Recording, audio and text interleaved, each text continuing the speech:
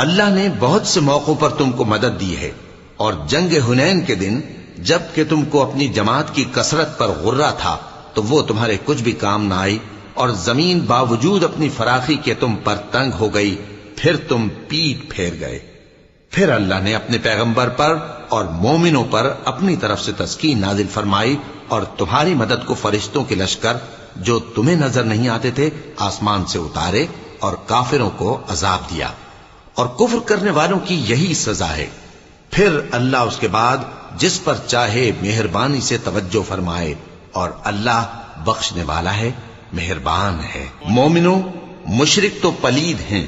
تو اس برس کے بعد وہ مسجد حرام یعنی خانہ کعبہ کے پاس نہ جانے پائیں، اور اگر تم کو مفلسی کا خوف ہو تو اللہ چاہے گا تو تم کو اپنے فضل سے غنی کر دے گا۔ بے شک اللہ سب کچھ جانتا ہے، حکمت والا ہے۔ جو لوگ اہل کتاب میں سے